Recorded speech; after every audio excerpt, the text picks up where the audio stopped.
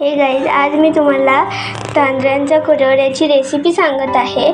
तर यासाठी आणि ते बनवण्यासाठी मी इथे 3 वाटी तांदूळ घेतलेले होते आणि 3 वाटी तांदळांमध्ये मी 3 दिवस त्यांना भिजवून ठेवल्यानंतर दुसऱ्या 3 दिवसांनंतर मी त्याला बारीक ग्राइंडरवर त्यांची पेस्ट करून घेतली आणि मग ती जी आपण तांदळाची पेस्ट केलेली होती ती एका कढईमध्ये टाकून त्याच्यामध्ये चवीनुसार मीठ टाकलेलं आहे आणि त्याच्यात बारीक ओवा टाकलेला आहे आणि त्यानंतर मी ह्याला चांगल्या प्रकारे मिक्स केलेलं आहे.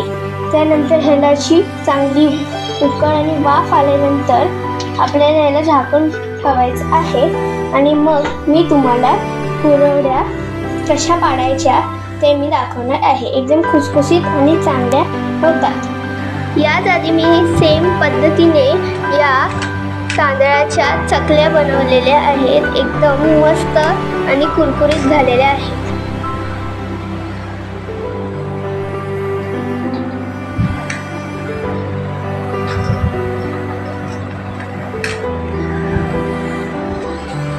आणि अशा खुसखुशीतपणे या चकल्या आपल्या रेडी आहेत. तुम्ही सुद्धा तुमच्या घरी उन्हाळ्याच्या सीझनमध्ये अशा चकल्या बनवू शकता आणि एकदम सोप्या पद्धतीने बनतात.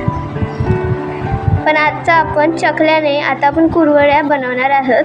तर त्या कुरवड्या मी तुम्हाला दाखवते. तर या पद्धतीने आपलं मिश्रण रेडी आहे.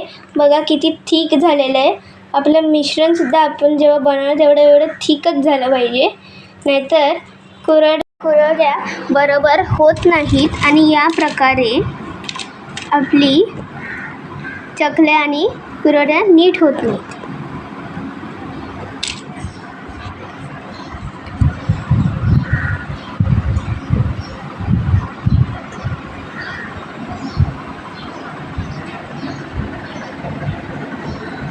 प्रकारे आपण चकलीचा साचा घेतलेला आहे आणि ही त्याच्यातली जाळी ज्याच्याने आपण कुरवड्या पाडणार आहोत.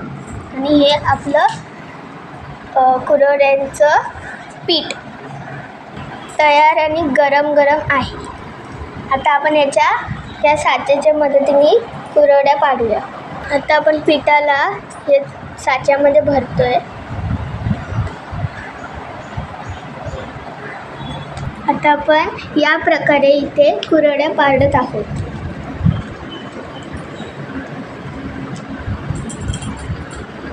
आपली एक कुरवडी पाडून झालेली आहे.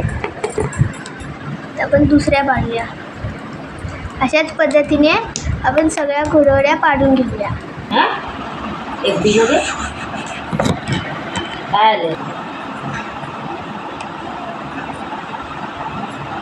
प्रकारे आम्ही पापड करून घेतलेले आहेत. आता या पापडांना तुम्ही उन्हामध्ये किंवा पंख्याच्या हव्याच्या खाली सुद्धा वाळत घालू शकता. या प्रकारे आपले सगळे पापड रेडी आहेत.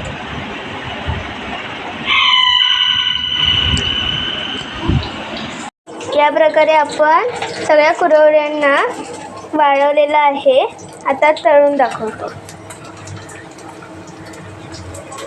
एकदम बरोबर आणि मोठ्या फुलतात.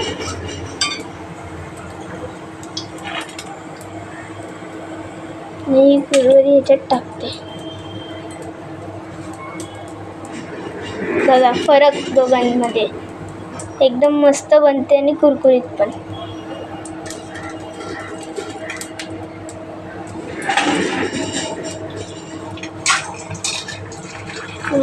तळलेले आहे. आधीपेक्षा कुरवडीचा आकार खूप मोठा आहे. तर आपण खाऊन बघूया.